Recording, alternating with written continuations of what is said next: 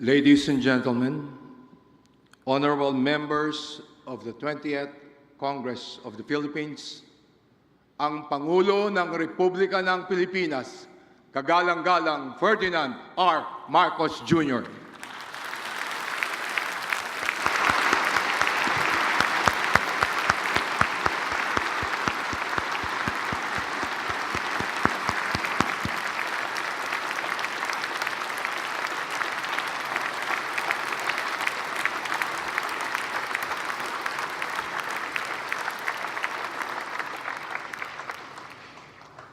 Former President Gloria Macapagal Arroyo, Senate President Sherwin Gatchalian, and honorable members of the Senate, House Speaker Faustino D. III, and honorable members of the House of Representatives, Chief Justice Alexander Gesmundo, and honorable justices of the Supreme Court, His Excellency, the Most Reverend Charles John Brown, and esteemed members of the Diplomatic Corps, Executive Secretary Ralph Recto, and honorable members of the Cabinet, First Lady Luis Araneta Marcos, other distinguished guests, ladies and gentlemen, good afternoon. Mga kababayan ko, naririto ako muli upang tuparin ang ating katungkulan at magbigay ng ulat sa inyo tungkol sa estado ng ating bansa at sa mga ginagawa ng inyong pamahalaan. Isang taon na ang nakalipas mula noong huli akong tumayo rito upang ilantad ang katiwalian na nadiskubre namin sa mga flood control project. Gaya ng aking ipinangako sa inyo, nagsagawa tayo ng malawakan at malalimang investigasyon na walang pagkikiling kahit kanino man. Masusi nating sinuri at sinundan kung saan tayo itinuro ng ebidensya. Lahat ng kailangang gawin ay ginawa natin upang matuntun ang punot dulo. Mayroon ng mga unang nakasuhan at nakulong, mga kontratista, matataas na opisyal, pati na mga mambabatas. At dumating na tayo sa punto na ayon sa Ombudsman ay malapit na ang paghain ng patong-patong na kaso labang sa dating Speaker. Masakit man sa akin ito, ngunit kailangan nating gawin ang tama. Hindi ako pangulo ng aking pamilya. Hindi ako pangulo ng aking kaibigan.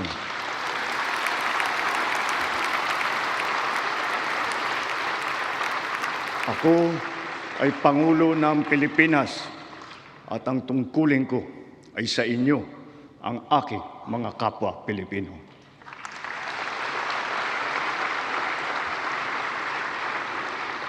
Kaakibat ng mga naisampang mga kaso, tiniyak ng inyong pamahalaan na mababawi mula sa mga nagsabwatan ang nakuha nilang pera ng taong bayan.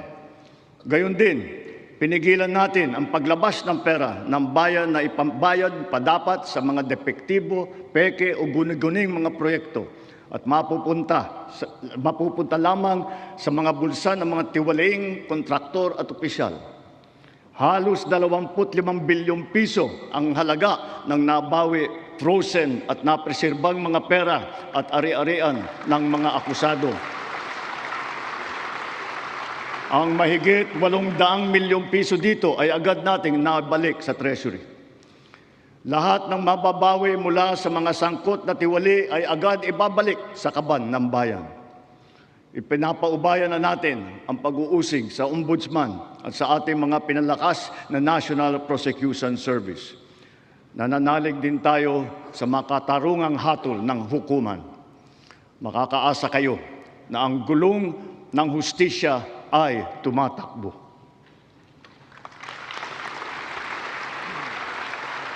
Sa kabila ng mga kaganapang ito, kailangan natin umusad tungo sa pagbabago.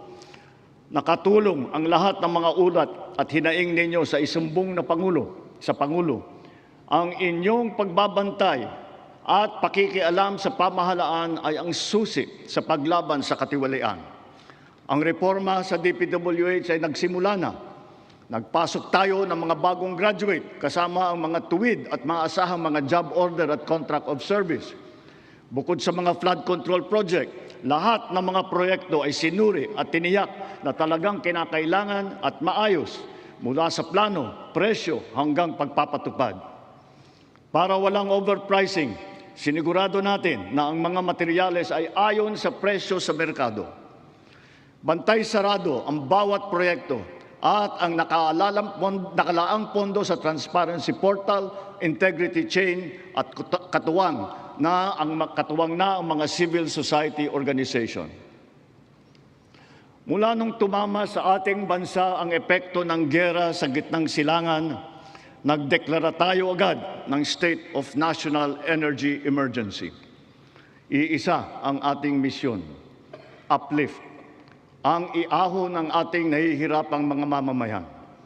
Ang lahat ng mga ahensya ay inatasang magtipid at pagtuunan mabuti ang mga programa na mas mahalaga sa pagtugon sa mga epekto ng krisis.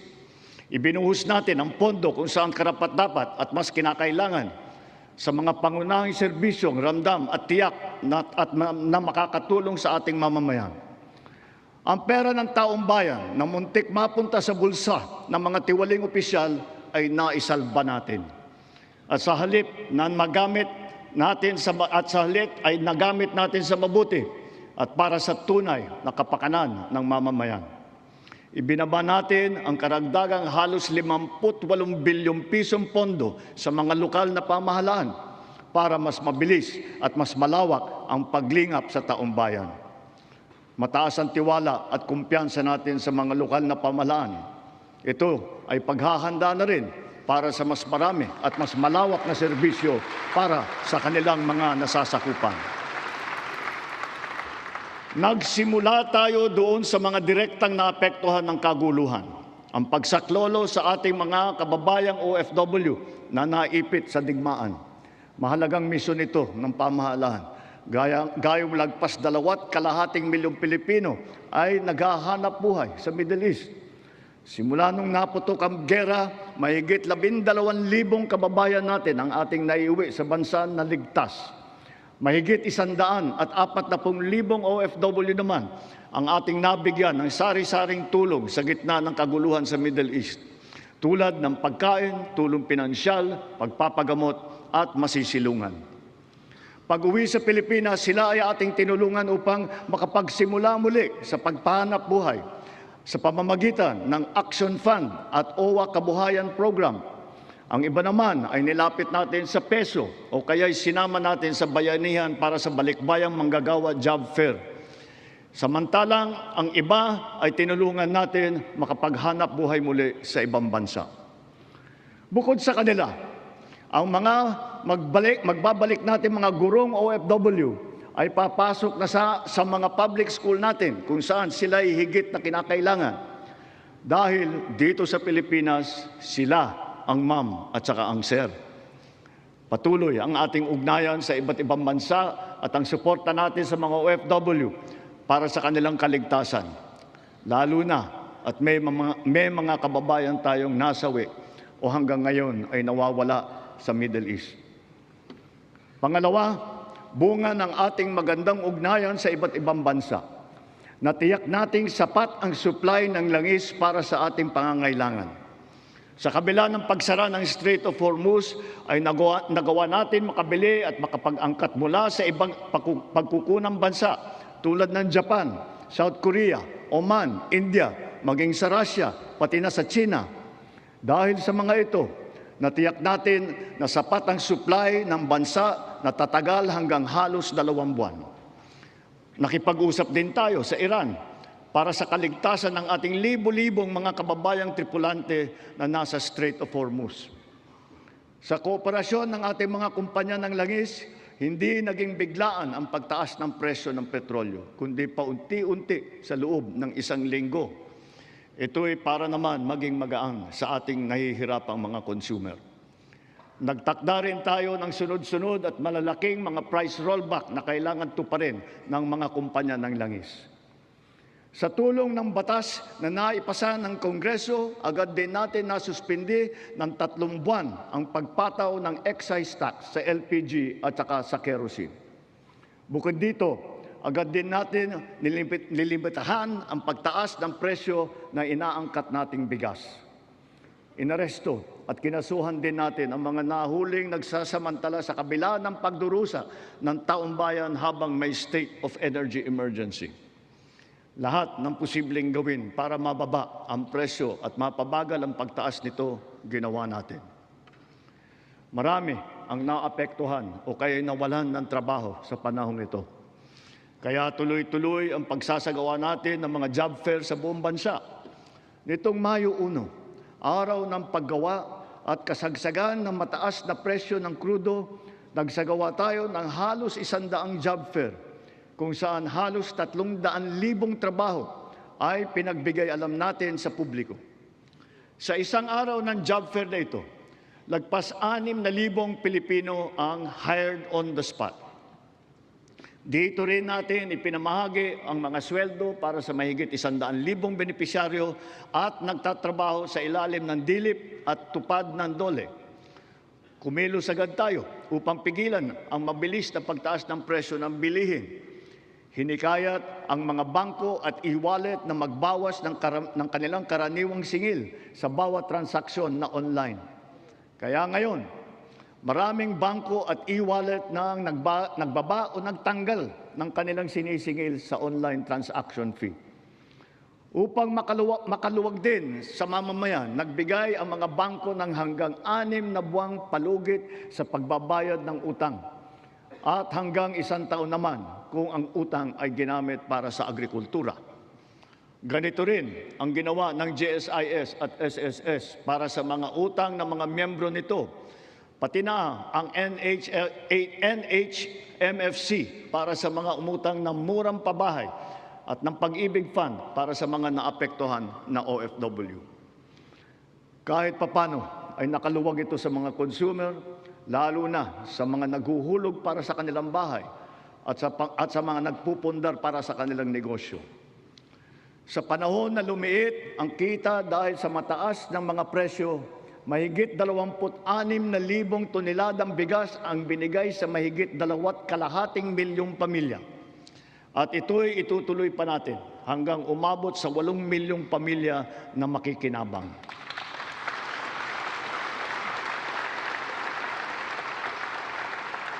Patuloy pa rin ang programang Benteng Bigas Meron Na. Ito'y nakakapagbigay ginhawa sa mahigit 12 milyong Pilipino sa buong bansa.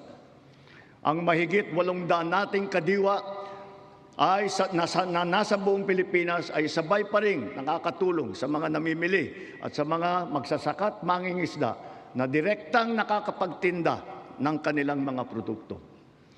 Nagbigay din tayo ng suporta sa halos 2 milyong magsasaka at mangingisda sa kasagsagan ng mataas na presyo ng langis sa ilalim ng Presidential Assistance to Farmers, Fisherfolk and Families o yung tinatawag na PAF.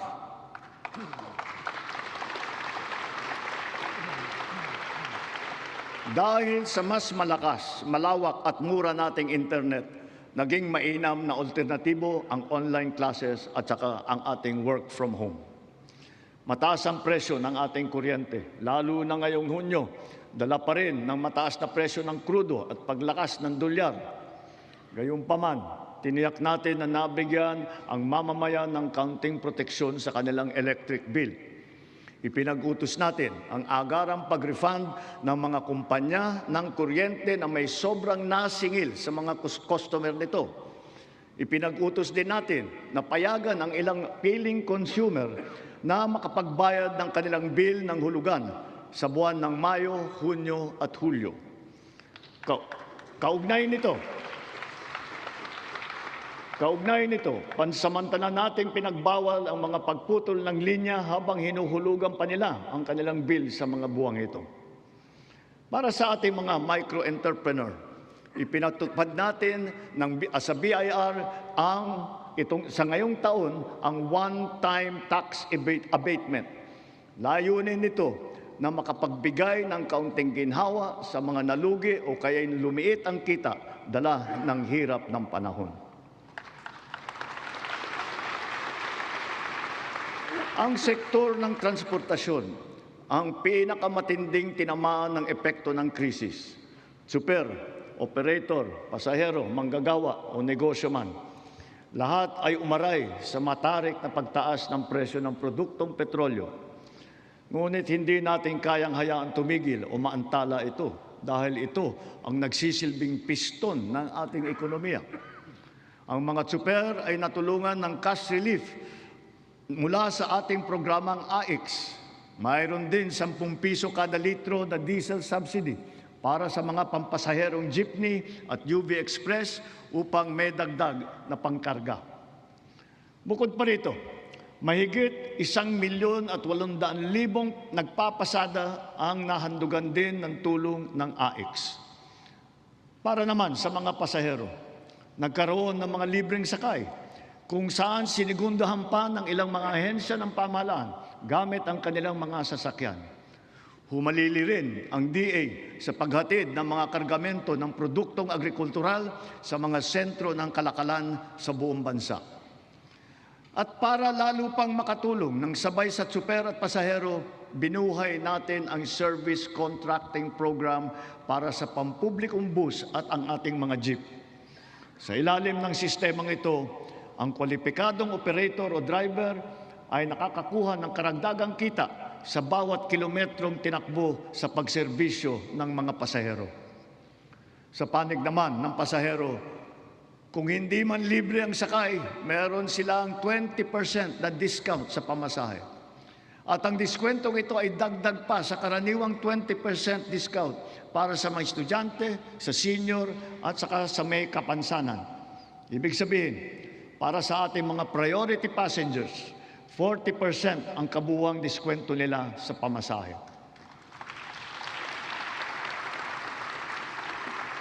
Nariyan din ang tupad, tuloy pasada, kung saan nagkaroon ng dagdag na kita ang mga tsuper na pampasada.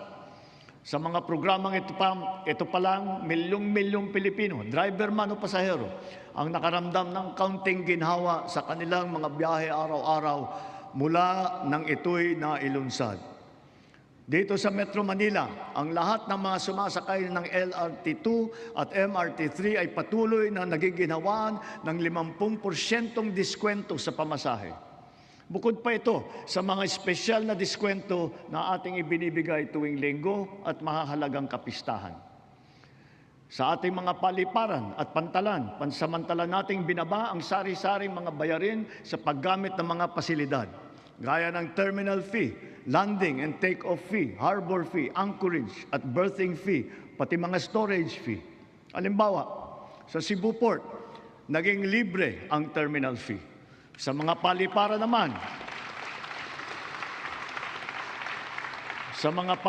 naman, ang service charge sa mga pasahero ay binawasan din natin. Gayon din sa PITX, ang terminal na nag-uugnay ng Metro Manila sa Katimugan. Sinuspindi natin ng 3 buwan ang pagsingil ng terminal fees sa mga pampasaherong sasakyan. Sa mga expressways naman, sila ay may diskwento sa toll fee na umabot hanggang halos 200 piso. At kapag ang kargamento naman, ay pagsakay ng roro ay produktong agrikultural at sangkap ng pagkain, binaba natin mula 500 ang terminal fee. Ngayon, piso na lang ang sinisingil sa kanila. Sa pagdaan naman nila sa mga expressway, libre ang toll fee ng mga truck na accredited ng Department of Agriculture. Dahil sa lahat ng mga pinatupad na ito, milyong-milyong Pilipino ang kahit papano ay direktang nakaramdam ng tulong sa panahon ng mataas na presyo ng petrolyo. Sila ang ating mga tsuper ng pampublikong sasakyan, mga estudyante, manggagawa, pati na rin ang mga magsasaka at marami pang pasahero sa buong Pilipinas. Mga kababayan, sa ating pagbalik tanaw, kaya ko kayong harapin at sabihin na ginawa natin ang lahat ng nararapat upang malunasan ang mga epekto ng krisis. Agarang kumilos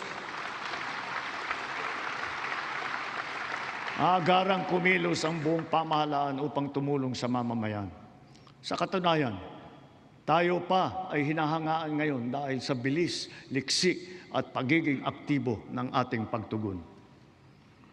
Libuang buwan mula sumiklab ang digmaan, ramdam pa rin natin ang bigat ng mga epekto nito sa ating bansa. Hanggang kailangan, asahan ninyo na hindi titigil ang pagsuporta ng pamahalaan. Naglaan tayo ng mahigit 60 bilyong piso para dito hanggang sa katapusan ng taon.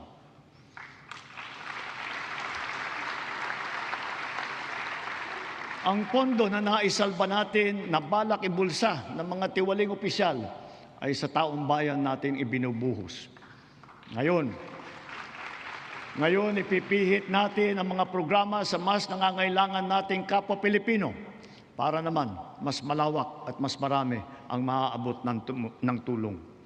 Layunin natin matulungan ang 3.2 milyong benepisyaryo ng 4Ps at walang gutom program, ang 1.2 milyong minimum wage na manggagawa ng miyembro ng SSS at ang 2.2 milyong kababayan nating mahirap na hindi pa naging benepisyaryo ng programang pang-ayuda ng pamahalaan. Nariyan pa rin ang nakaabang na pagsuporta natin para sa sektor ng transportasyon, agrikultura at mga OFW na apektado ng kaguluhan. Kung susumahin, mahigit 7.2 milyong pamilya na lubos na nangangailangan ang matutulungan natin sa mabigat na kabanatang ito. Ngunit, hindi natin kaliligtaan ang ating mga manggagawang Pilipino, lalo na ang mga middle class, pati na ang mga maliliit na negosyo. Alam natin na sila rin ay nabibigatan sa epekto ng krisis. So, to ensure the continued progress of the middle class amidst the lingering effects of the crisis, we will pursue tax relief measures that promote growth, that generate revenue, and advance equity towards socio-economic sustainability. Kaya bilang natatanging proteksyon sa kanila at para mas mapakinabangan nila ang pinaghirapan nilang kita, nananawagan ako sa Kongreso upang maipasa ang batas na magbibigay ng bahagyang ginhawa para sa ating bayaring buwis. Una, palawakin natin ang exemption sa income tax.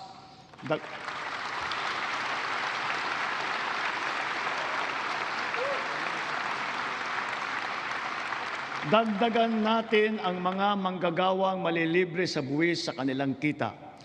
Isasama na natin ang mga kumikita ng hindi lalagpas sa 350,000 pesos kada taon.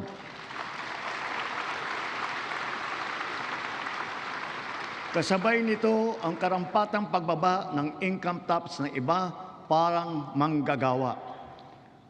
Pangalawa, ang mga maliliit na negosyo ay hindi napapatawan ng minimum corporate income tax.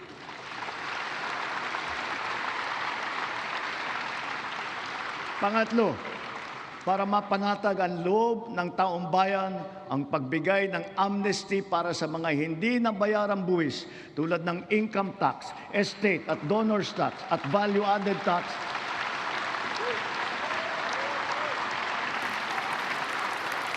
Kasama na rin dyan ang mga multa na kaakibat ng mga ito.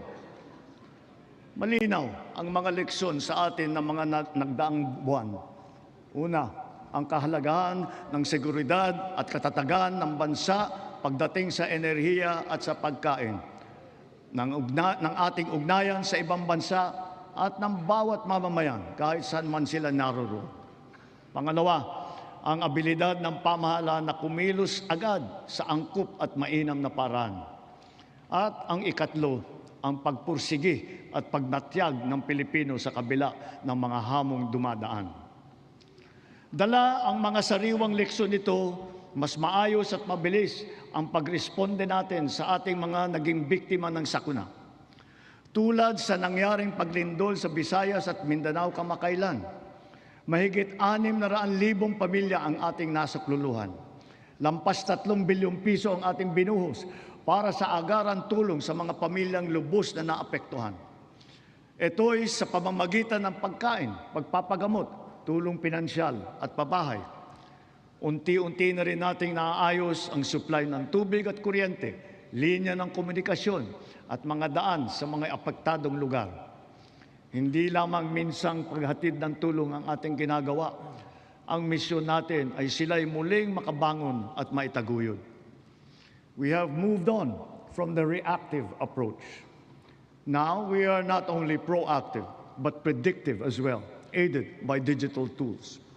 The strategies of public-private supply chains, hubs and spokes, warehousing, automated production, and wide-scale pre-positioning of food and non-food supplies in LGUs have proven their efficacy. We have now established a network consisting of primary disaster resource centers in Luzon, in Visayas, and soon in Mindanao, 15 hubs, 76 spokes, and 919 last-mile facilities across the country, which makes up our nationwide disaster response infrastructure.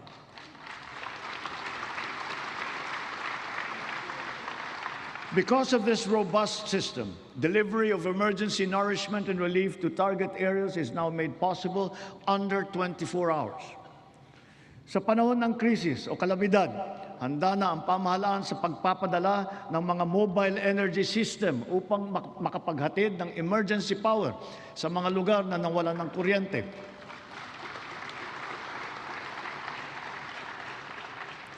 Complementing these are our government emergency communication system and the private sector-led and our first ever satellite-to-mobile service, both of which guarantee uninterrupted telecommunications nationwide in the event of crises and of disasters.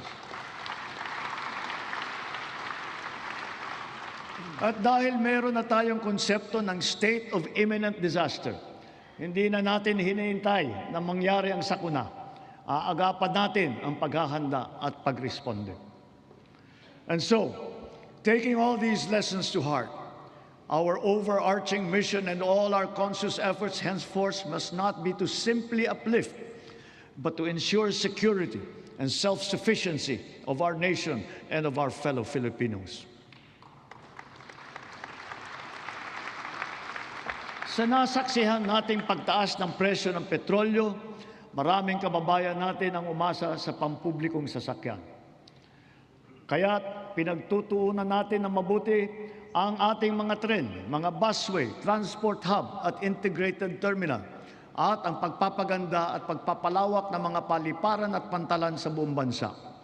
Ito ay upang mas malawak at malayo ang naaabot, tumaas ang kapasidad at maging moderno at mas maginhawa ang serbisyo.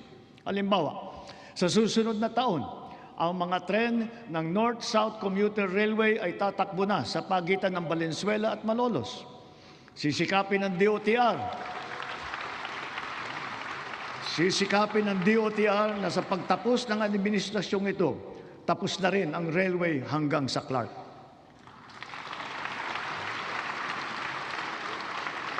Sa susunod na taon, bubuksan na rin ang 12 stasyon ng MRT-7. Matapos ang halos 3 dekada, may bago ng linya ang MRT na tutulak pa hanggang Sacred Heart sa Quezon City mula sa North Avenue. At balang araw, aabot pa ito hanggang San Jose del Monte, Bulacan.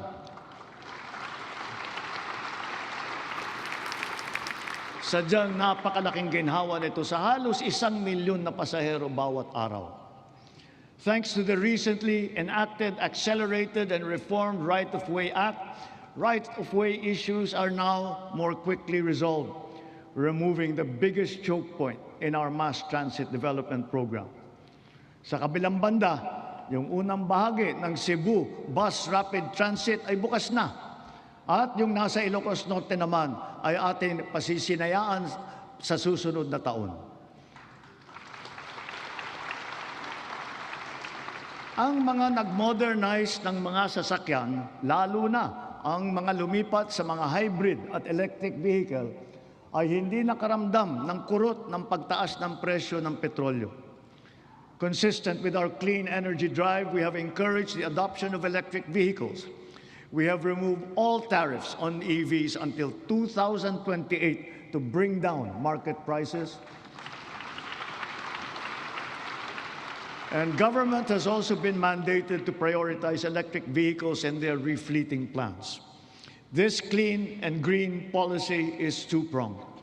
It shall also spur growth of our domestic local industries across the EV value chain, specifically those involved in the vehicle assembly and manufacturing of batteries and related spare parts.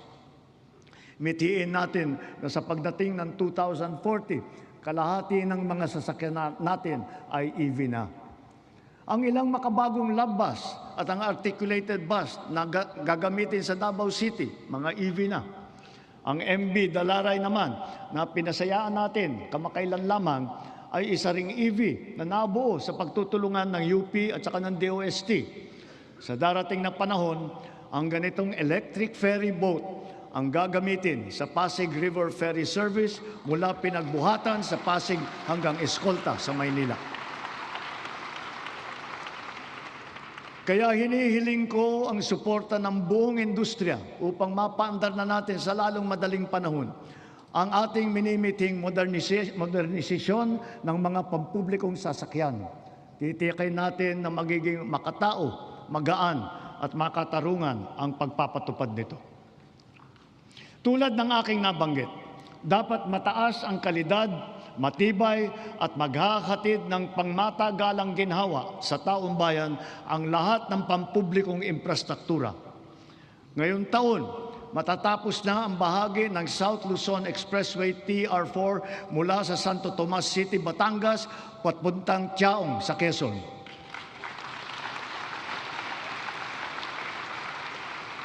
Halos 17,000 motorista araw-araw ang makikinabang dito. Ang mga nasirang tulay sa San Juanico sa Eastern Visayas, Cabagan, Santa Maria sa Isabela, Pigatan sa Cagayan, Calbigan at Liloan sa Samar, at Panuliran sa Iligan ay kaagad nating naayos at ngayon nagagamit na muli.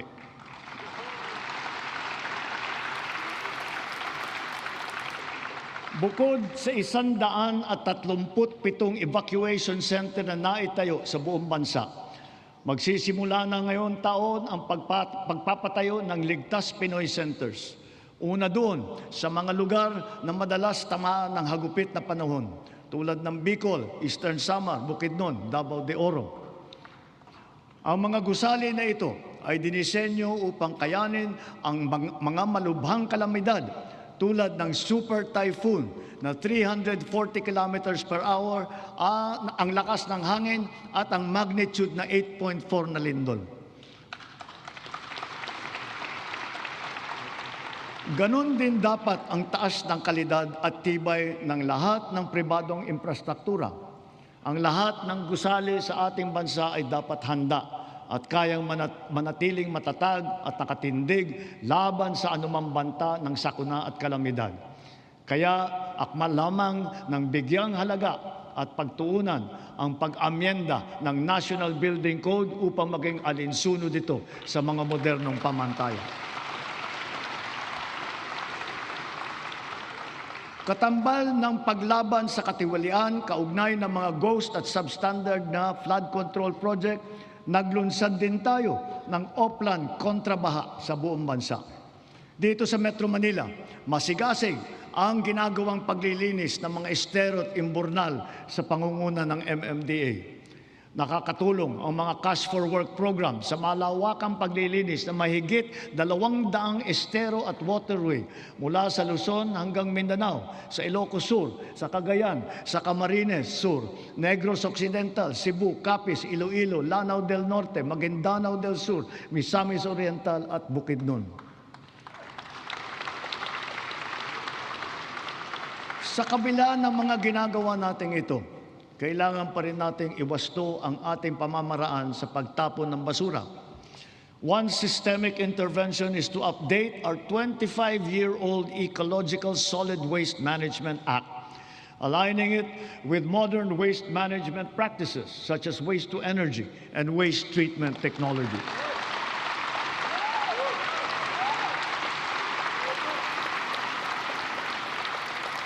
As we recalibrate our solid waste management systems, we can draw inspiration from the solid waste management practices being championed by the MMDA here in Metro Manila. such as waste recovery, processing, upcycling. For example, what used to be the Carmona sanitary landfill of the 1990s is now the MMDA Nature Park. And more than a multi-purpose green space, it shall soon be the base of its high-level disaster preparedness training and simulation exercises. Gayon din, ang ating sistema ng agrikultura ay pinapatatag natin upang magarantiya ang ating supply ng pagkain at maipababa ang presyo nito para sa lahat. Ang sari-saring mga programa tulad ng puhunan, farm input, kagamitan, kaalaman, pati na insurance ay tumutulong sa mga magsasaka at mangingisda. Kaya mula noong 2023, patuloy na tumataas ang produksyon ng bansa. Lumalakas ang cropping intensity, dumadami ang ani tulad ng palay, mais, asukal, baboy at manok. Dala ito ng malakas na buhos ng suporta sa sektor, ang gumaganda at lumalawak na sakop ng infrastruktura at sistema ng irigasyon at tumataas na antas ng mekanisasyon. Nagbubuklod na rin ang mga magsasaka at mangingisda at nabibigyan ng makabagong teknolohiya, binhi at mga pasilidad at kagamitan. Ilan sa mga ito ay ang 145 rice processing system, 3 malaking cold storage facility, at halos 40,000 makinarya. Ang mga taniman naman ng niyog ay dumadami at lumalawak din, dala ng ating programa na malawakang pagtatanim sa buong bansa. Nakapagtanim na tayo ng 18 milyong puno at layunin po natin na sa pagkatapos ng administrasyong ito, makakapagtanim tayo ng 100 milyong puno ng niyog sa Pilipinas. Gagarantiyahin ito ang tatag ng ating industriya ng niyog hanggang sa mga susunod na dekada. Ang NFA din ay ngayon may mas malakas na ang kakayahan sa pagbili ng mga ani ng magsasaka sa mas magandang presyo at sa pag-imbak ng buffer stock. Ang mga sari-saring peste at sakit na ay nagbabantang manira ng mga inaasahang magandang kita. Halimbawa rito, ang avian flu at saka yung ASF. Kaya tinitiyak ng DA na ang mga magsasaka ay natututo ng mga makabagong kaalaman at mga mainam na paraan sa pag-iwas at paglaban sa mga ito. Gayunpaman, ang insurance ay nagsisilbing mabisang panangga laban sa pagkalugi dala ng pagkawala o pagkasira sa hindi inaasahang pangyayari. Sa nakalipas na 4 na taon, natulungan ang sektor upang mabawi ang halaga ng pinsala sa hanapbuhay na umabot sa 19 bilyong piso halaga na kabayaran. Ang crop insurance ngayon ay hindi limitado sa mga pananim. Kasama sa saklaw nito ang mga alagang hayop, palaisdaan, mga gamit at pasilidad, pati sasakyan na pang-agrikultura. Meron ding life insurance para sa mismong magsasaka at mangingisda. Papalawigin pa ng Philippine Crop Insurance Corporation at DA ang kaalaman ng mga magsasaka at mangingisda tungkol sa crop insurance. Upang makapagbigay ng kapanatagan sa isipan ng mga benepisyaryo ng agrarian reform, wala tayong tigil sa pamamahagi ng mga titulo sa lupa na ginawad sa kanila. Kaya sa loob ng 4 na taon, lagpas 400,000 titulo na ang suma total ng atin na ipamahagi sa kanila, na may kabuong lawak na mahigit 500,000 hektarya. Tatapusin na natin ang pamamahagi ng mga titulo sa susunod na taon. Marami sa benepisyaryo ang naghintay ng 30 hanggang 60 taon. Ang iba mapalad na nasaksihan ang paglabas ng kanilang titulo. Sa tagal naman ng panahon, yung iba, apo na ang tumanggap. Gayon din, kahalaga sa kanila ang seguridad na hatid ng kalayaan mula sa pagkalubog sa utang. Kaya asahan ninyo, kukumplituhin na natin ngayong taon ang ginagawa natin pagpapawalang bisa ng mga utang ng ating mga benepisyaryo.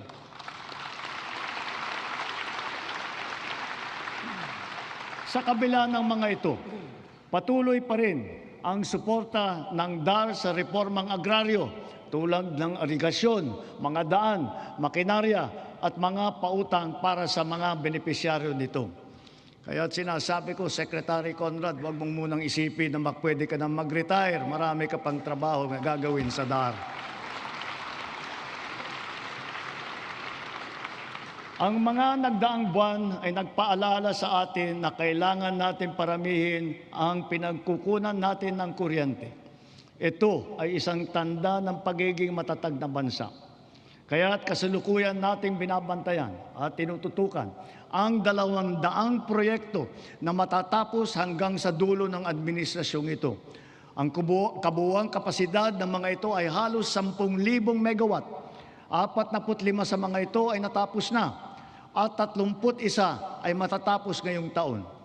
At ang 124 naman ay inaasahang matatapos hanggang sa 2028. Dagdag pa rito ang mahigit 1,700 megawatt na hatid ng mga proyekto para sa energy storage system na may kakayahang mag-imbak ng kuryente. Karagdagang seguridad ito sa 2028 para sa halos 30 milyong kabahayan at mga industriya sa bansa. Ang mga proyektong ito ay napabilis ng dahil sa mga bagong patakaran at proseso na nagpapadali ng pagnegosyo dito sa ating bansa para sa mga Pilipino at dayuhang negosyante. Ngunit siyempre, mas pinapaghalagahan natin ang mga teknolohiya na hindi umaasa sa inaangkat na krudo na pinapaandar ng mga likas na yaman ng ating bansa tulad ng renewable at indigenous.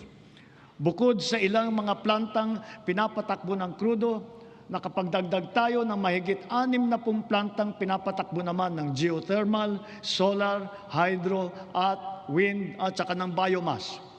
Because of the extension as well of the Malampaya service contract until 2039, drilling operations once again resume for the first time in 8 years. What we have uncovered is truly a national treasure. An untapped reserve of 222 billion cubic feet of natural gas, which bodes well for the continuous production of our premier gas field until 2034. To put it in context, 222 billion cubic feet of natural gas is sufficient to power 1.6 million households for the next 8 years until 2034.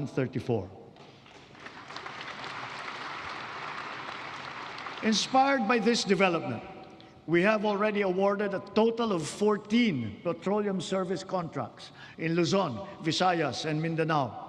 By far, this is the highest number of such contracts ever to be awarded during a single term of any president in our history.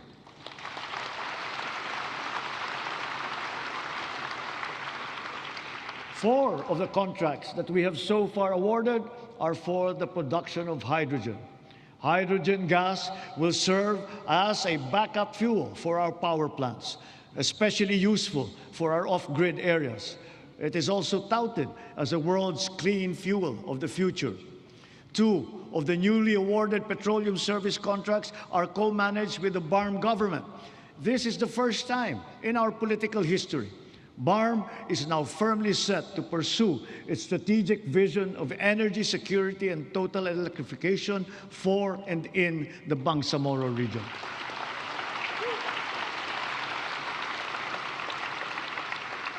Sa kabila ng mga nailatag para sa ating seguridad sa enerhiya, panatag ang aking loob na kaya nating umangat pa. We have begun to embark on the establishment of hydrogen power plants. Multiple projects are now in their pre-developmental stage in Marinduque, in Masbate, Zamboanga, Sibugay, Basilan, and other potential areas.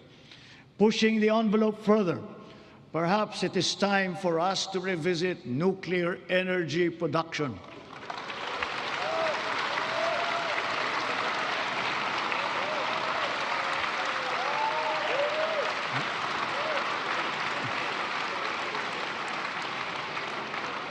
After all, we are already using nuclear energy in the fields of medicine, in agriculture, water filtration, and the upcycling of plastic. We are confident in its capacity to reinforce our energy security and to bring down the cost of electricity in our country. Titiyakin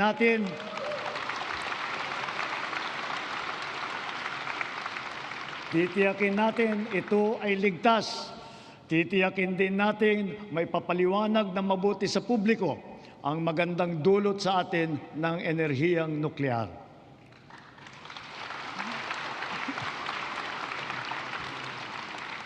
Mga kababayan, sa lahat ng mga ginagawa natin sa sektor ng enerhiya, maninaw din sa pamahalaan ang hinaing ng taong bayan na pababain ang presyo ng kuryente sa bansa.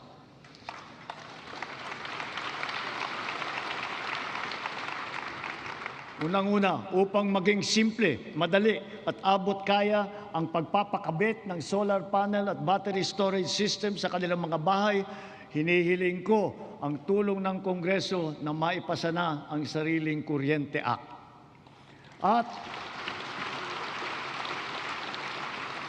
At kung pagbawas ng presyo ang usapan, sa aking palagay, panahon na para tanggalin na natin ang systems laws na pinapasa sa consumer.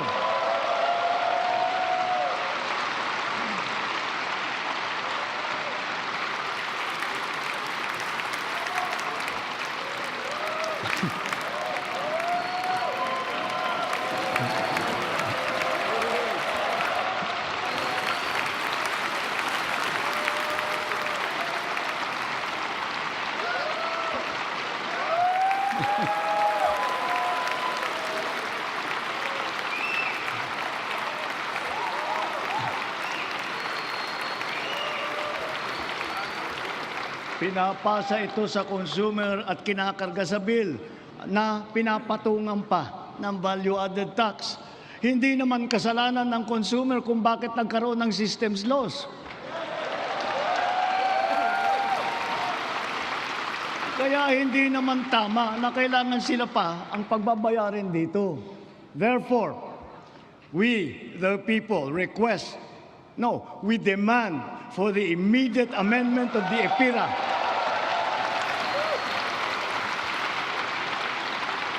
and to prohibit charging systems laws against consumers, including the value-added tax thereon.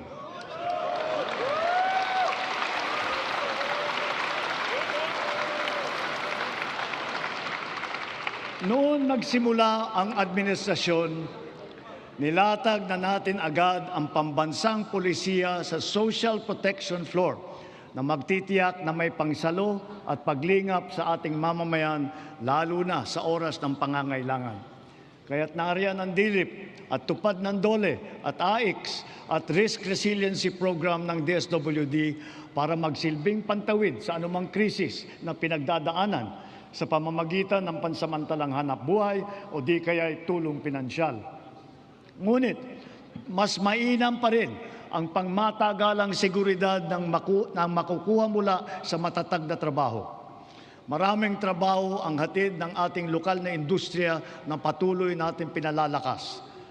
Kasabay ng seguridad na dala ng matatag na trabaho ang SSS, GSIS at Pag-ibig Fund, nagsisilbing proteksyon para sa mga manggagawang Pilipino.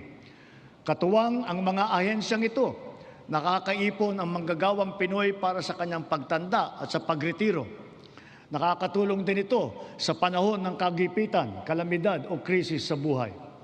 Bukod pa riyan, daan ito upang makapagpundar para sa sariling buhay tulad ng mga abot-kayang pabahay sa ilalim ng ating 4PH program.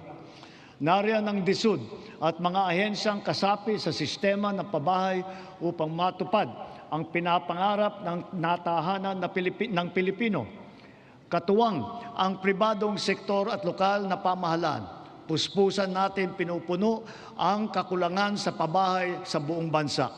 Ito ay ginagawa natin sa pamamagitan ng mga bagong komunidad, mga acquired asset ng Pag-ibig Fund, Community Mortgage Program, Resettlement, at pati na mga paupahan. Sa ating programang pabahay, Higit 500,000 bahay ang ating naitayo na at napondohan. Kasama ang higit 100,000 bahay na naidagdag natin sa loob lamang ng isang taon sa ilalim ng pinalawig natin na 4PH program. Susi sa lahat ng ito ang magandang sistema ng pautang upang gawing mas abot kaya ang mga pabahay para sa mga Pilipino. Isa na rito ang Pag-ibig Fund. Ang kanyang 17 milyong miyembro ngayon ay patuloy pang dumadami. Kung kaya, ang pinupundar ng mga miyembro ay patuloy ding lumalago. Ngayon, itinaas natin sa 10 milyong piso ang limit sa pautang para sa pabahay. Halimbawa, dahil dito, ang mag-asawa na may mas kakayahang bumili ng pinapangarap nilang bahay para sa kanilang pamilya. Ngayon, halos 7 milyong OFW na ang nagkaroon ng insurance. Dahil dito, panatag tayo na ang mga OFW natin ay naaalagaan at natutulungan ng mabuti. Patuloy din na dumadami ang mga kasunduan natin sa ibang bansa para sa karagdagan oportunidad para sa hanap buhay. Napataas din natin ang minimum wage ng OFW natin na namamasukan bilang kasambahay. Para naman sa ating mga pensyonadong uniform personnel na nagsakripisyo para sa seguridad ng ating republika, itinaas natin simula ngayong taon ang nakukuha nilang pensyon at subsistence allowance.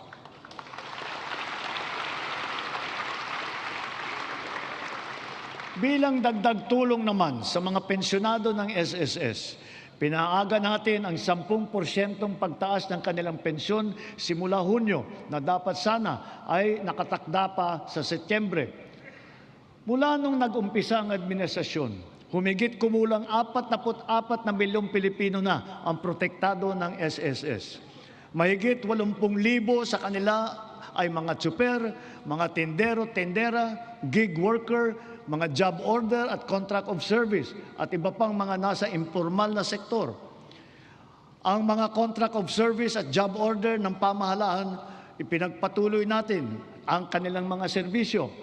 Naglaan pa tayo ng karagdagang sahod para sa kanilang paghulog sa SSS, Pag-ibig at PhilHealth bukod sa iba pang mga benepisyo. Misyon natin na mas marami pang Pilipino ang makakasapi sa SSS, lalo na ang informal na sektor at mga self-employed na tulad nila. Kaya nananawagan ako sa buong sambayanan, huwag natin ipagwalang bahala ang seguridad na handog ng SSS, pati na ang Pag-ibig Fund. Tiyakin po natin na ang wasto at buwanang paghulog para sa mga ikabubuti ng ating mga kinabukasan. Maganda ring balita na dumadami sa ating mga kababayan ang kumukuha ng insurance at pre-need mula sa pribadong sektor. Mainam din itong pagpundar para sa kinabukasan. Ito ay para sa lahat ng Pilipino. Ginawa rin itong mas abot kaya dahil sa mga micro-insurance plan. Ngayon na nasa merkado, ito yung mga rehistrado at lehitimo.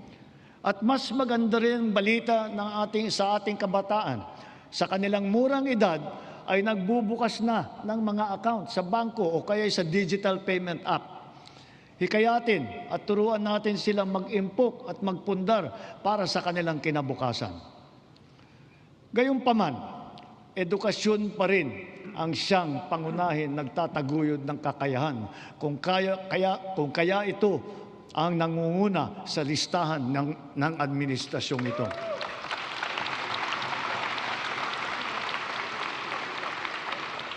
Sinisimulan natin ito mula sa pagkamusmus at ito'y dapat tuloy-tuloy at hindi tumitigil.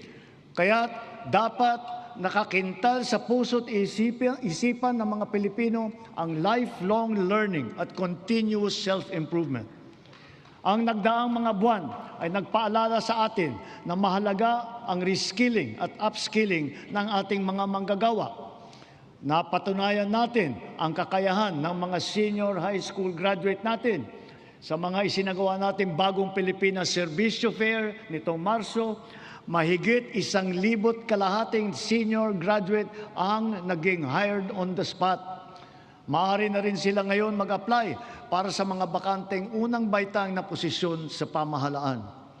Ngunit, patuloy pa rin natin pinalalakas ang curriculum ng senior high upang lalo maihanda ang estudyante para sa tunay na mundo.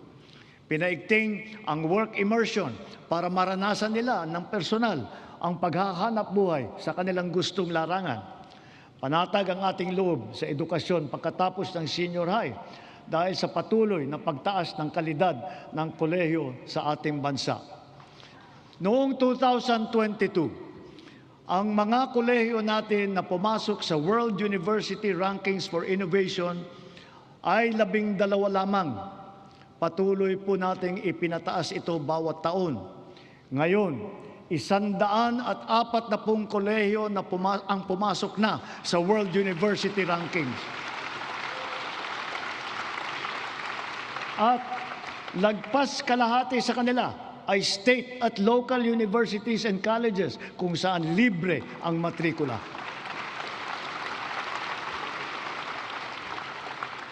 Para mahikayat ang kabataan na magtapos ng kolehiyo, ang tanggapan ng Pangulo ay naglaan ng 100,000 piso para sa 5 estudyante sa bawat barangay sa buong bansa.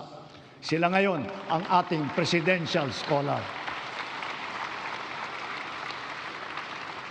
Mabisang pambato rin sa buhay ang mga programa natin sa TechVoc o TVET. Sa ngayon, 81% na ang placement rate ng mga dumadaan sa kursong TechVoc. Halimbawa, sa programang Super Scholar at ang programa Entrepreneur, naturuan ang mga driver na panibagong kaalaman na sa kanilang iba't ibang pangkabuhayan. Sa programa naman ng DOLE at DA, mahigit 10,000 magsasaka at mangingisda sa buong bansa ang matuturuan na rin sa mga bagong kaalaman. Ang TechPro ay nakapaloob na sa senior high at ito'y progresibo o ladderized upang maging tulay sa agarang hanap buhay at hakbang din tungo sa patuloy na pag-aaral at pagsasanay. Maaring gamitin ng isang TVET graduate ang kanyang national certificate bilang pundasyon upang maituloy pa ang pag-aaral hanggang maging ganap itong kolehiyong diploma. Halimbawa, ang electrical installation and maintenance sa senior high, maaring magtuloy sa electrical engineering balang araw. Ang caregiving, pwedeng ituloy sa nursing. Sa kabilang banda, kahit graduate ng kolehiyo ay maaaring kumuha ng NC upang tumahak ng ibang larangan o kaya'y magnegosyo. Inahayag ng DOLE at TESDA sa publiko ang kompletong impormasyon ukol sa mga kurso at programa ng TVET, lokasyon ng mga training center at provider, paano mag-apply, petsa, iba pang mahahalagang detalye. Malaking tulong ngayon ang TESDA Passport na bunga ng digitalization ng inyong mga serbisyo. In line with our digital transformation drive, our DICT continues to train our tech-savvy citizenry in high-impact tech skills to help them stay competitive in this ever-evolving field. AI is here to stay, and so we adopt it to harness its potential to enhance critical sectors, from our educational system to our industries. We have launched massive training programs for AI readiness, which have reached at least 1.8 million individuals, students, parents, and teachers alike. This success inspires confidence to further scale up our initiatives for AI literacy across all sectors. We must ensure our global competitiveness. Within and beyond the academe, we must inculcate in our youth the virtues of critical thinking, innovativeness, creativity, as well as the ability to find solutions to problems. Our targeted scholarships and funding grants are all aimed to encourage these trailblazing traits. Contests such as Young Creative Challenge, the NICE, and the Philippine Innovation Awards recognize their talent and their hard work. At the same time, we have to do more to protect our children. We must protect them from the harmful influences and forces that exploit their vulnerability. The corrosive influence of fake news, the unfettered exposure to pornography, even to minors, the constant depiction of casual violence, and the toxicity and hate culture pervasive in social media. These pernicious influences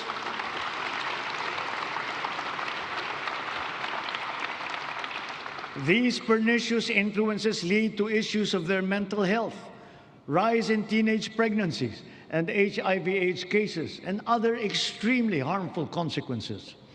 We must all assume a community responsibility for our young people's protection. Ang mga nasawi na ating mag-aaral kamakailan, dala ng karahasan at kapabayaan, ay nag-iwan ng malaking puwang sa kanilang pamilya at mapait na aral din para sa ating lahat. Sa mga magulang at kaanak ng mga nasawit at nasaktan dahil sa nangyaring karahasan sa mga paaralan, tanggapin po ninyo ang aming taimtim na pakikiramay.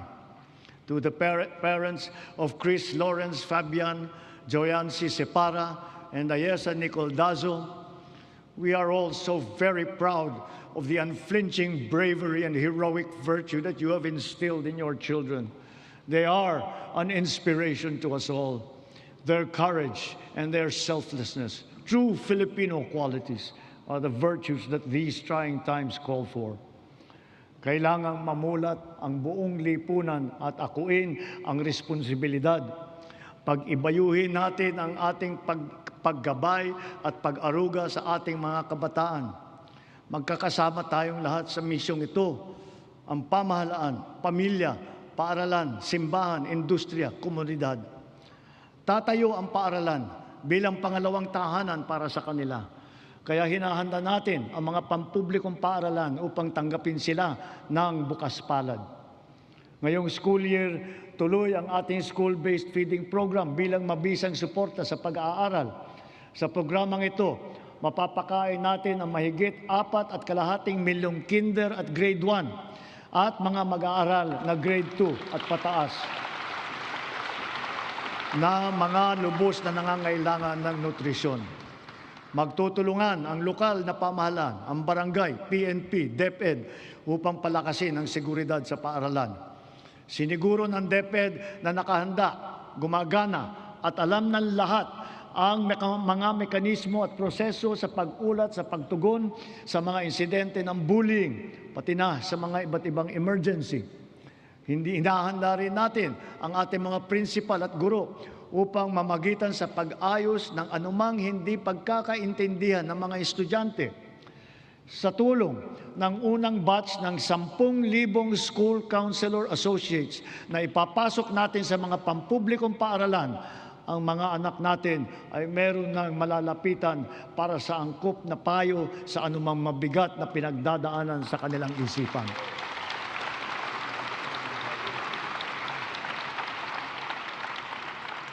Hindi mawawaglit sa ating isipan ang karangalan at kadakilaan ng ating mga guro.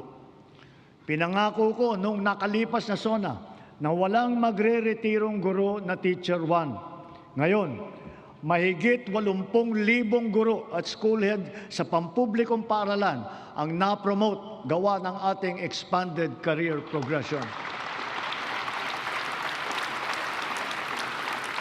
Nagkaroon na rin ng mahigit 30,000 karagdagang posisyon para lumakas ang puwersa ng mga guro. To facilitate effective instruction, we also continue to provide them with helpful and innovating teaching aids such as smart TVs, laptops, tablets, free mobile data, even lapel microphones. To dramatically increase the traditional annual production output of DepEd, we have activated force multipliers in addressing classroom storage, tapping the DPWH, PAGCOR, and the LGUs as additional production arms for the increase in our schoolrooms. For its part, the private sector also will construct its initial share of more than 16,000 classrooms in Luzon by way of PPPs, Additional PPPs with higher production targets will soon follow for the Visayas and Mindanao. Kapag may nagkasakit sa pamilya, tila krisis ang tumama. Sa mahal ng pagpapagamot, kaya nitong simutin ang kita o ipon ng isang pamilya. Kaya malusog na pamumuhay ang ating pangunahing isinusulong. Kumpletong bakuna, maayos na nutrisyon, regular na ehersisyo at pag-iwas sa masamang bisyo at mapanganib na gawain. Mahalaga rin ang ating sports.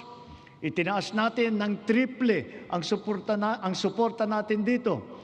Hindi lamang dahil sa aliw na hatid nito, kundi para sa kalusugan. Sa nag-uumapaw nating suporta kay Alex Eala, sana ay marami ang maengganyo para matuto at maglaro hindi lamang ng tennis, kundi ng ibang sport pa. Sa halimbawa ng Pilipinas Women's Football Team, sana rin ay mas sumikat pa ang football sa ating bansa at maraming maglaro. Balang araw, baka makasali na ang Pilipinas sa World Cup.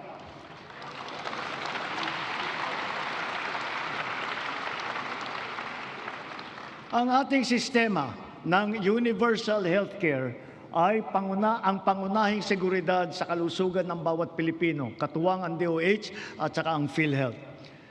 Daig ng maagap ang masipag. Ito ang layunin ng ating YAKAP program. Ilayo ang Pilipino mula sa sakit at tugunan ng maaga ang nagbabadyang karamdaman. Sa taong ito, 4.5 milyon na ang nakapagpatingin mula sa 25 milyong Pilipino nakarehistro sa programang ito. Hangad natin, mas maraming klinika pa ang makakasapi sa YAKAP upang mas marami pa ang pagpipilian ng ating mga mamamayan. Sa kaugnay nitong gamot program, ang miyembro ng PhilHealth ay makakakuha ng kailangang gamot mula sa mahigit 2,000 accredited na provider. Ang bawat miyembro ay may benefit limit pa na 20,000 piso kada taon. Ngayon, 75 na ang makakalagang gamot na kasama sa listahan ng programang ito. Meron diyang antibiotic, laban sa asma, alta presyon, kolesterol, para sa diabetes, sa ubo, lagnat, at iba pang mga sakit na kadalasang nararamdaman. Sa 7 buwan ng taong ito, mahigit 300,000 kababayan natin ang nakinabang dito. Bukod sa programang ito ng PhilHealth, ang bilang ng mga gamot na tinanggalan natin ng value-added tax ay umabot na sa mahigit 2,000. Mahigit 700 dito ay laban sa cancer, mahigit 500 ay para sa alta presyon, mahigit 600 naman ay laban sa diabetes at para rin sa mental health. Sa buwis na ito na ating tinanggal, ang side effect dyan ay mas mababang presyo nito sa butika.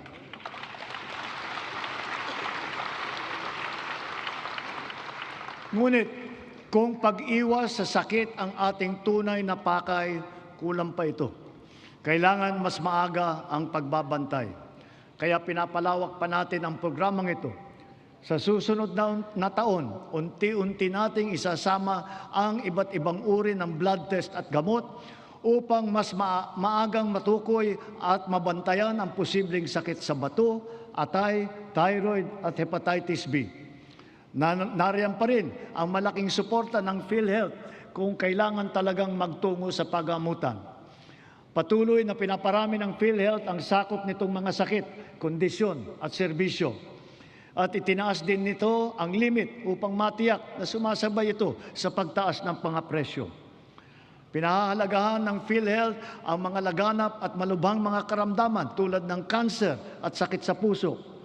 Kasama na rin ngayon ang pagpapagamot ng HIV/AIDS upang makatulong sa pagpigil na dumadaming mga kaso dito sa bansa. Pati na rin ang TB na kumikitil ng halos 100 buhay bawat araw dito sa atin. Para mapaganda pa ang suporta natin sa mga batang may developmental disabilities, dodoblehin natin ang PhilHealth package para sa pagpapatingin sa therapy.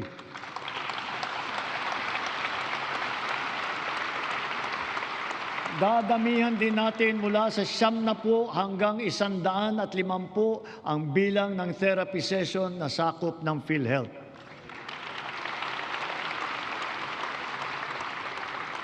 Nakaantabay din para sa kanila ang Project Aruga ng DSWD para sa karagdagang tulong pinansyal.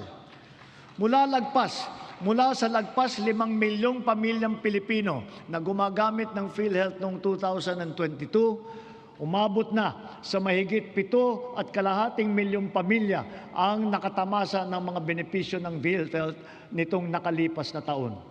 Lahat ng ito ay gawa ng ating masigasig na paghikayat, maayos na proseso ng pagrehistro at mas pinabilis pang pagbayad sa mga ospital at healthcare providers.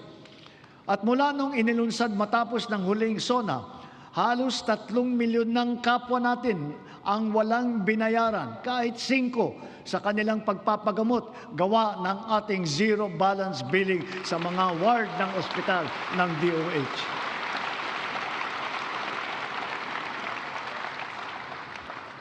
Siyempre, hindi natin makakaligtaan ang maaasahang medical assistance o MAIP.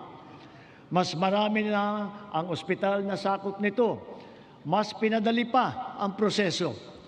At ngayon, may e-MAIP na sa mga ospital ng DOH, online at kasama sa ating e-Gov app. 2 na lang ang requirement. Wala na ring GLGL, kaya hindi na kailangan pumila o magmakaawa pa sa sino mang politiko.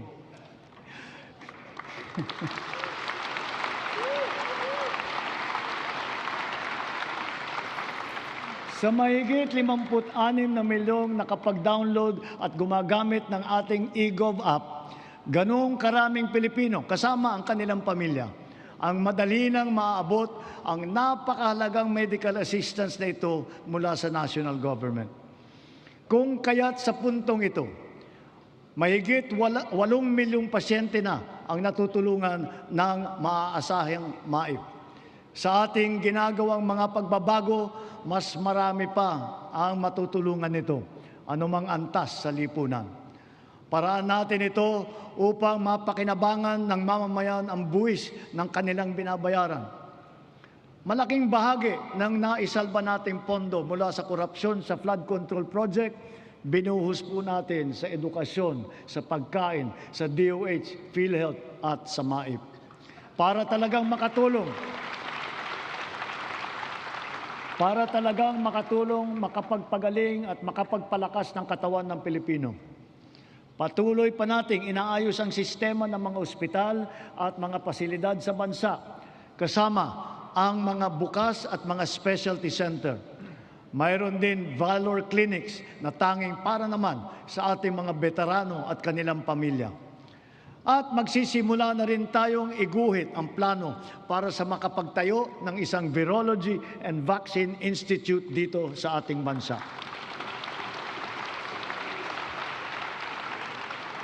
Kasabay nito, ang hanay ng mga dalubhasa sa larangan ng medisina at kalusugan ay dumadami na rin. Mula noon na magsimula tayo, mahigit dumoble ang kumukuha ng medical scholarship kapalit ng obligasyon na maglilingkod sa mga pampublikang ospital sila balang araw. Sa kanilang pinamamalas na serbisyo publiko, ang ating mga doctors to the barrios ay nagsisilbing huwaran sa ating mga susunod na henerasyon ng mga Pinoy na doktor.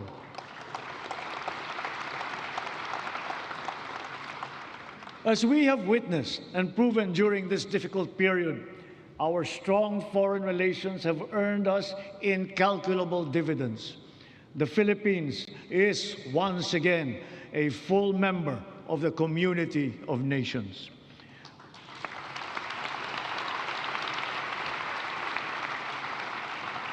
Our vigilant trade facilitation efforts have resulted in integrating our country into the international free trade network that is the widest and most active one that we have ever had in our history.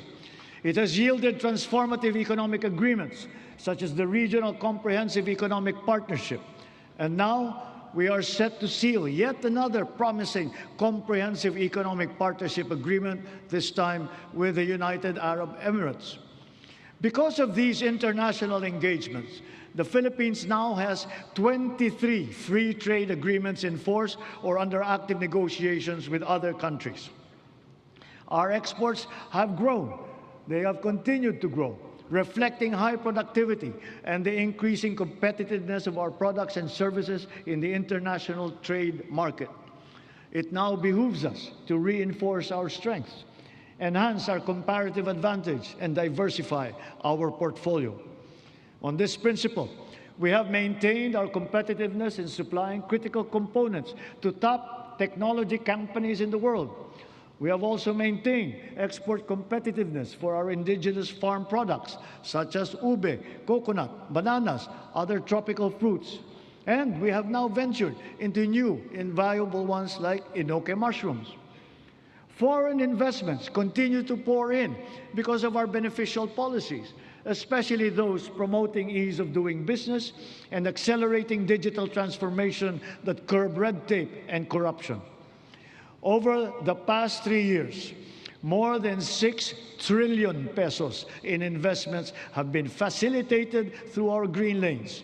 These are estimated to create over 400,000 jobs for our Filipinos. Our productive ecozones lay down the fertile groundwork that brings these investments into actual fruition, posting consistent growth rates over the past 3 years. Extending beyond Metro Manila, from Luzon to Mindanao, promising new areas have been recently proclaimed, such as in Dumaguete and Misamis Oriental. And soon, we will also present a strong case for Palawan and for the halal industry. We continue to strive for bigger and greater things, venturing into areas heretofore unimaginable. That is, strategic and emerging industries that position our country in the global value chain, such as in the fields of pharmaceuticals, advanced manufacturing, luxury goods, technology, and logistics. Additionally, a product of the 23-member-strong US-led PAC Silica initiative, the PAC Silica Industrial Hub will create an ecosystem that will have AI at its core. It will bring quality jobs to our people, accelerate our industrial competitiveness, and revitalize our economy. As a strategic component of the Luzon Economic Corridor, the hub will be an advanced manufacturing and logistics center in the global AI and technology value chain. Cagayan is both geographically and economically primed to serve as our gateway to space and host the country's first spaceport. A sounding rocket launch test is slated for next year. Yes, we are going to launch a rocket into space. This we will do in partnership with a South Korean aerospace company. We do not have to look or sail very far to find dependable allies. ASEAN is our safe harbor, within which we share not only mutual proximity, but affinity. During our chairship of the ASEAN Summit this year, we advocated for greater solidarity and cooperation among ASEAN member states. Together, we found ways to alleviate the dire consequences of the war in the Middle East. Through a united ASEAN and its strong extended network, we have achieved greater security and resilience as a region and as individual nations, more capable of withstanding disruptive events. The ASEAN +3 Emergency Rice Reserve System will guarantee emergency rice supply in case of shortage in our domestic production.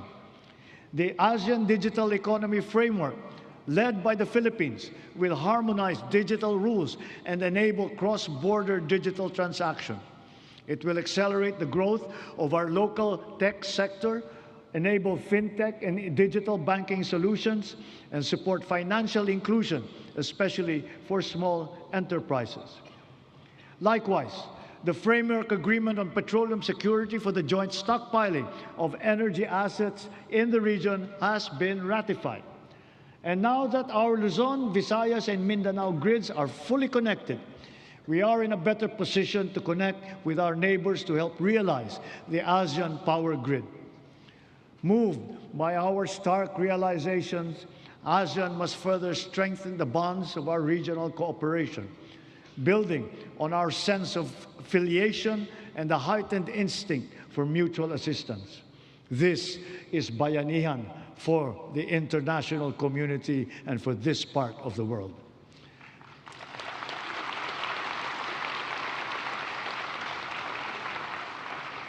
And more significantly, we in ASEAN, joined by the entirety of Filipinos who by nature are peace-loving, re-echo our unified appeal for an end to violent conflict. We appeal to all parties for a heightened sense of community, to a return to the table, armed only with a genuine desire for peace and for normalcy.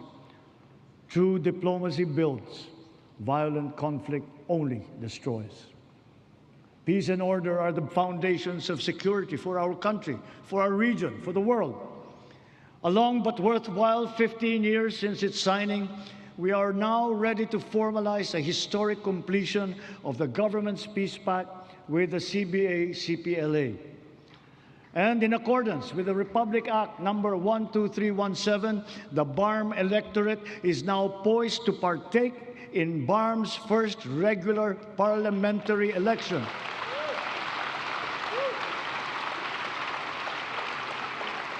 This is a critical accomplishment under the Comprehensive Agreement on the Bangsamoro. COMELEC, law enforcement, volunteers, deputized agencies, all stakeholders are now ready to ensure that this defining political exercise will be peaceful, orderly, and credible. May these inspiring developments strengthen our collective belief in the unity and indivisibility of the Filipino nation amidst our individual diversity. Our unity and collective consciousness are challenged now greater than ever before. A common threat lies before us, directed against our dignity and self-respect. Of late, our very humanity has been called into question. Let me remind our friends and our detractors, Filipinos are a noble, kind, gracious, and great race. We are not greedy. We are not racists. We are not liars.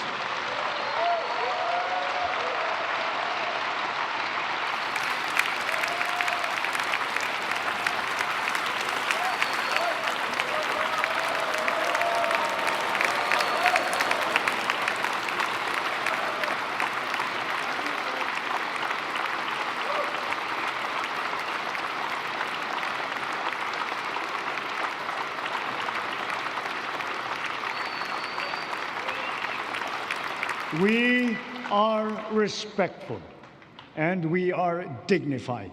We are Filipinos and we do not yield.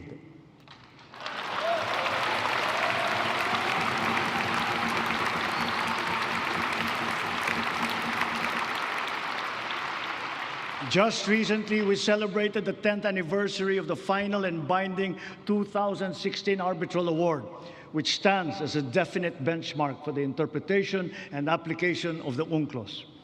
This is not a claim that we advance alone, nor is it one that we will abandon. Your government will do all that is necessary to continue upholding this award, utilizing every peaceful and legal means available to the Republic against any attempt, foreign or domestic, to undermine this achievement. We give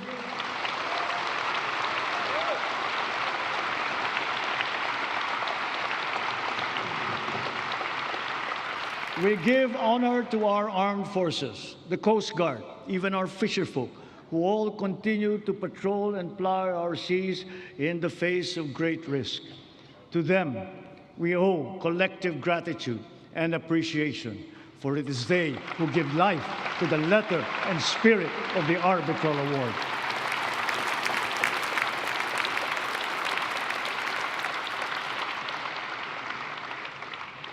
Mga kapwa kong Pilipino, sa ganitong mga banta sa ating seguridad, sa loob at sa labas ng bansa, tayo'y tumindig ng taas noo at magkapit-bisig.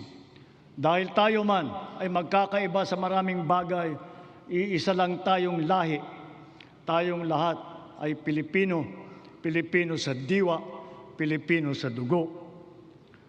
Manaig nawa ang pagkakaisa at ang pagmamahal natin sa inang bayan at sa kapwa Pilipino.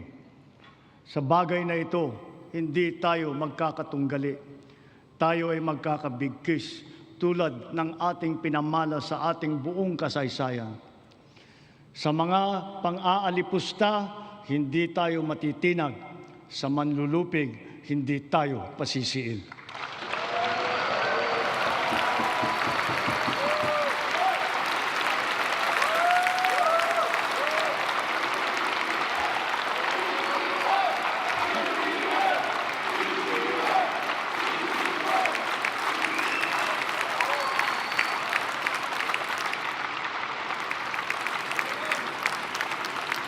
Sa nalalabing 2 taon ng administrasyon, tatapusin natin ang mga nasimulan at tutuparin ang ating pangako sa sambayanan.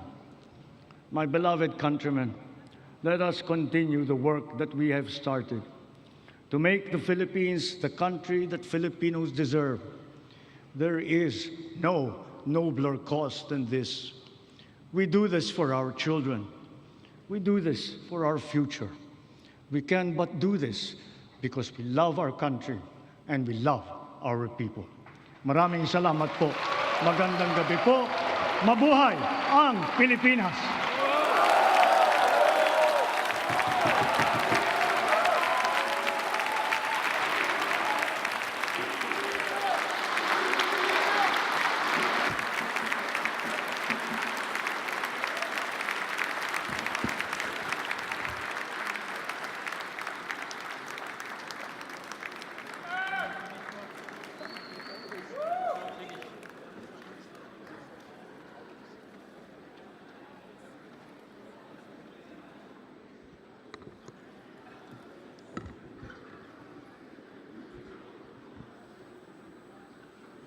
On the part of the Senate, the joint session is adjourned.